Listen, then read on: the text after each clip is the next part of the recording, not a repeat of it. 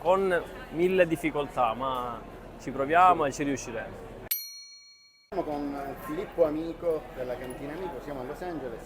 Sì. Filippo è un giovanissimo imprenditore che ha deciso anche di affrontare i mercati internazionali, è venuto al Sicily Expo che si tiene a Los Angeles. Dal nostro punto di vista è un modo intelligente di affrontare lo sviluppo dell'impresa, ovvero capire anche come funziona all'estero. Esatto. Lui ha imparato con noi quanto è complesso per arrivare ai vini su questi mercati, ma stando qua a contatto con le imprese stiamo anche scoprendo, con gli importatori stiamo anche scoprendo che l'interesse è elevatissimo, proprio perché è difficile portare i vini da questa parte. Quindi intanto raccontaci un attimo la tua azienda, cosa fate, dove Sì, siete allocati? noi siamo una piccola azienda nissena del territorio siciliano, al centro di al centro della Sicilia, a Caltanissetta. E da pochi anni abbiamo iniziato, diciamo, l'azienda esiste da tanti anni, abbiamo iniziato da pochi anni ad imbottigliare e subito il nostro target, diciamo, è stato l'estero. Come appunto diceva Giovanni, è difficile inserirsi nel panorama internazionale, però pur non di meno siamo qui, abbiamo raccolto la sfida. Vogliamo un attimo capire innanzitutto come funziona, cercare i nostri spazi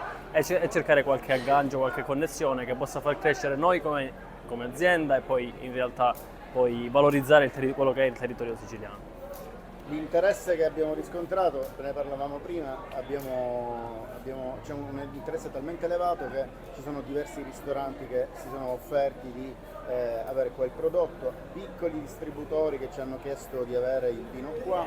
In pratica la sfida è quella di fare arrivare il vino con gli importatori. Proprio per questo, Filippo ancora non lo sa, noi incontreremo lunedì il responsabile commerciale del consolato generale dell'Italia qui a Los Angeles, con il quale abbiamo già anticipato le conversazioni qualche giorno fa. Il ragionamento è avviare un piano strutturato perché questi vini, questi piccoli produttori possano arrivare qua. In generale qual è stata la tua impressione di Los Angeles, al di là del vino? Los Angeles è una grande città dove si incontrano culture e non solo.